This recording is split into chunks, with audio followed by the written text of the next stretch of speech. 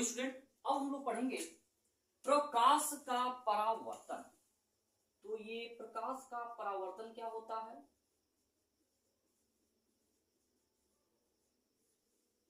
Reflection of light. तो यहां से देख सकते हैं कि रिफ्लेक्शन ऑफ लाइट होता क्या है। जैसे कि आप दीवार ले लो और उस पर क्या करिए, आप बाल फेंकिए, तो क्या देखने को मिलता है कि बाल आपके जो है टकराने के पश्चात तुरंत हाथों की ओर आता है। तो ठीक उसी प्रकार से आप कोई पॉलिशदार या चिकना तल ले लीजिए, पॉलिशिंग किया गया सरफेस अर्थात कोई पॉलिश किया गया एक तल ले लीजिए। तो ये जो पॉलिशिंग किया जाता है वह पारा और प्लस लाल ऑक्साइड का पेंट होता है, लाल ऑक्साइड का पेंट। अब यहां पर देखेंगे तो प्रकाश की किरण क्या होती है? आपतित होती है। तो यहां से प्रकाश की किरण क्या होगी? आपतित होगी और उसी माध्यम में टकरा कर क्या हो जाएगी? परावर्तित हो जाएगी। ओके, तो प्रकाश का परावर्तन कहलाती है। सिंपल सा है कि जब कोई किरण किसी पॉलिशदार या चिकने तल पर आपतित होती है तो पुनः उसी माध्यम में टकरा कर वापस लौट जाती है। इस घटना को प्रकाश का परावर्तन कहते हैं। अब इसके बाद देखिए, जहां पर ये बिंदु, ये जो आपतित किरण है, इस बिंदु पर एक हम क्या करते हैं? लंब, ठीक है, लंब बना देते हैं। अब यहां पर देखिए, तो ये हो गया आपका नॉर्मल, या इसको कहते हैं अभिलंब। ये हो जाएगा आपका अभिलंब, नॉर्मल, जिसे हम यन से डिनोट करते हैं। ओके, और ये हो जाएगा आपका आपतित किरण। और जहां पर ये जिस बिंदु पर गिरता है इसको हम नाम देते हैं आपतन बिंदु। और परावर्तित किरण, इसको हम क्या नाम देंगे? परावर्तित किरण। और यहां पर आप देखेंगे अभिलंब और आपतित किरण के बीच बने कोण को हम आपतन कोण, एंगल आई कहते हैं, जिसे हम एंगल आई से रिप्रेजेंट करते हैं, आपतन कोण। और अभिलंब और परावर्तित किरण के बीच बने कोण को एंगल आर, जिसको हम नाम देंगे परावर्तन कोण। ओके, चलिए तब नेक्स्ट है कि प्रकाश के परावर्तन के नियम। तो इनके नियम क्या हैं? तो पहला नियम है, ध्यान से सुनिएगा, कि आपतित किरण आपतन बिंदु पर अभिलंब एवं परावर्तित किरण तीनों क्या होते हैं? एक ही तल में होते हैं। अगर ऐसे हम ले लें तो एक ही क्या है? समतल है, एक ही तल है।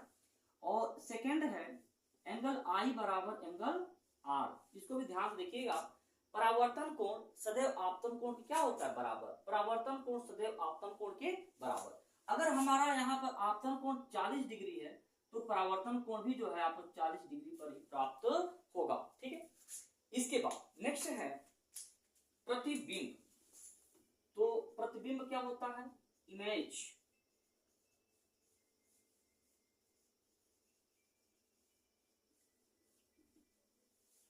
प्रतिबिंब, इमेज होता क्या है? तो सिंपल सा साधारण भाषा में अगर आप देखें तो दर्पण के सामने किसी वस्तु को रख देने पर दर्पण में उस वस्तु की क्या होती है? आकृति बन जाती है। जैसे मान लो ये अगर आपका समतल दर्पण ले लें और यहाँ पर कोई एक छोटा सा पेड़ ले लें, पौधा ले लें, और तो देखेंगे कि इस दर्पण में क्या होगा? इसका इमेज प्राप्त हो जाएगा। ओके, तो ये आपका क्या कहलाता है? प्रतिबिंब कहलाता है। और वस्तु को हम क्या नाम देते हैं? वस्तु को नाम देते हैं बिंब। ओके, तो अब इसको हम जनरली सामान्य भाषा में किस प्रकार से डिफाइन करेंगे? तो यहां पर देखेंगे प्रतिबिंब, ये आप अवतल दर्पण में अवतल दर्पण का डायग्राम बनाएंगे और यहां पर उत्तल दर्पण का डायग्राम बनाएंगे और यहां पर एक वस्तु रख देंगे। तो वस्तु से चली प्रकाश किरणें, वस्तु से चली प्रकाश की किरणें दर्पण से परावर्तन के पश्चात, दर्पण से परावर्तन के पश्चात किसी दूसरे बिंदु पर जाकर वास्तव में मिलती है या क्या देखने को मिलेगा? मिलती हुई प्रतीत होती है।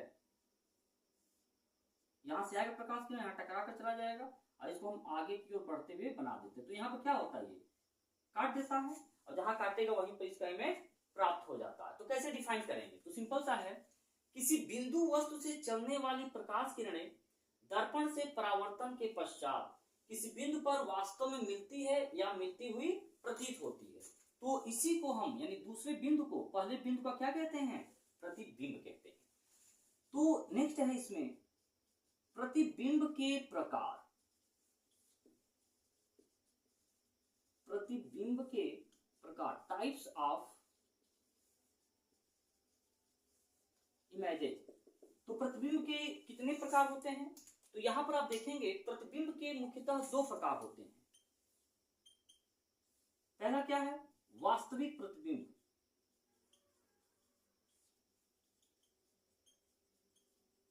और नेक्स्ट क्या है, आभासी प्रतिबिंब।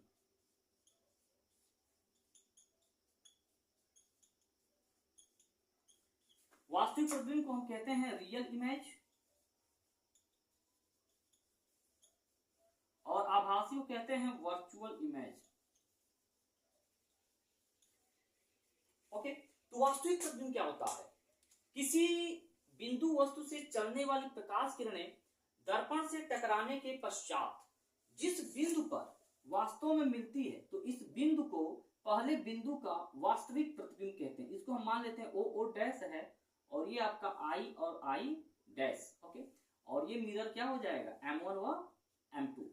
और एक चीज और ध्यान दीजिएगा कि जो वास्तविक प्रतिबिंब होता है इसको हम पर्दे पर प्राप्त कर सकते हैं, पर्दे पर प्राप्त किया जा सकता है।